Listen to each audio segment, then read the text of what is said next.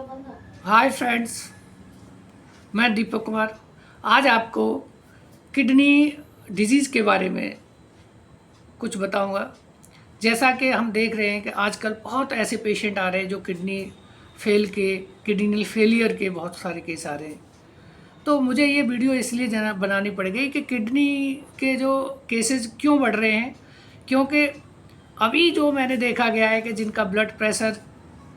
ज़्यादा रहता है और शुगर हाई होने के कारण ये किडनी के patient day by day Bharat के अंदर बढ़ रहे हैं। ये भारत नहीं, पूरे वर्ल्ड में बढ़ रहे हैं किडनी डैमेज के, किडनी फेलियर के केस।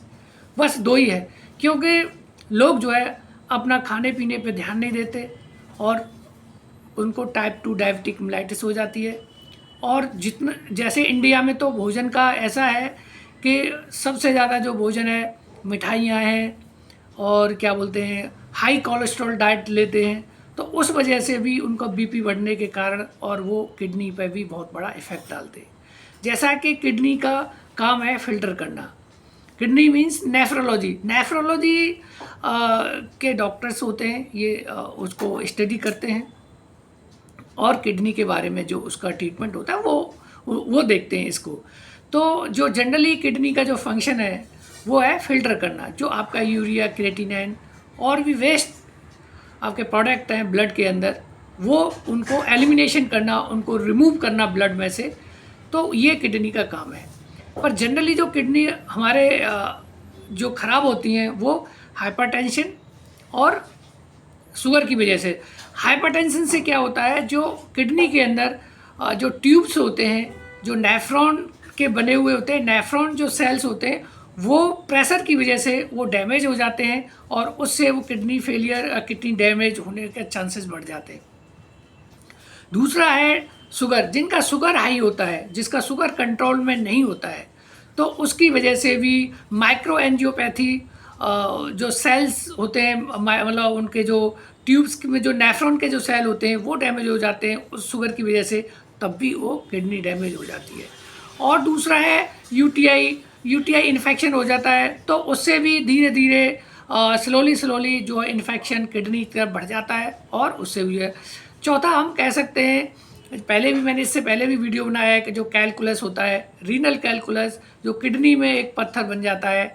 तो उस वजह से भी जो है किडनी का ऑब्स्ट्रक्शन की वजह से भी जो है उसमें एक जो है किडनी डैमेज की तरफ लीड करता है। जनरली जो किडनी अगर जैसे ख़राब होने जा रही होती है तो पेशाब कम आता है और जो यूरिन है, यूरिन का कलर चेंज होता है, येलो कलर आता है और उस वजह से और यूरिन में क्या बोलते हैं हेमाचूरिया जिसको बोलते हैं, यूरिन में ब्लड आना वो भी होता है रेड कलर का, किसी किसी को ज़्यादा आना शुरू हो जाता है, तो वो भी एक किडनी का फेल का और किडनी डैमेज का चांसेस है। जैसा कि अगर इसके लिए अगर हम ब्लड टेस्ट कराते हैं तो यूरिया 40 mg/dl से ज़्यादा हो ब्लड में, तो किडनी का जो है उस पर इफ़ेक्ट किडनी डैमेज की तरफ बढ़ रहा होता है। दूसरा जो क्रिएटिनिन है 1.3 से अगर ज़्यादा हो तो आपका कह सकते हैं कि किडनी में कुछ खराबी होने के चांसेस है। तो जनरली इसके लिए यही है कि इसके अगर और उपाय कैसे हैं, मतलब इससे कैसे बचा जाए कि किडनी डैमेज की तरफ न हो।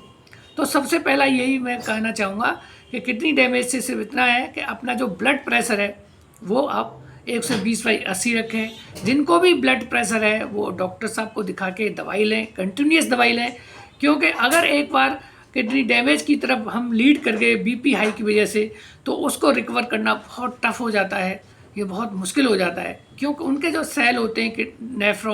नेफ्रॉन जो सेल होते हैं जो किडनी के अंदर, वो अगर डैमेज हो जाते हैं तो वो बहुत ही मुश्किल होता है ठीक होने में। दूसरा है शुगर का जो लेवल है एक 100 से 140 से एवं नहीं जाने दें, और ये 100 से 140, क्योंकि शुगर तो एक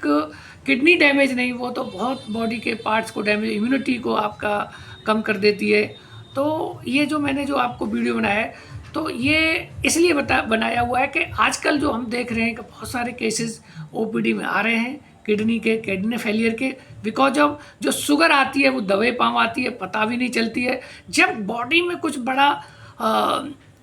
कोई डिजीज़ हो जाती है, कोई बड़ा प्रभाव बॉडी के किसी भी अंग पे, ऑर्गन पे हो जाता है, तब जाके पता चलती है कि अरे हमें तो जो है शुगर थी।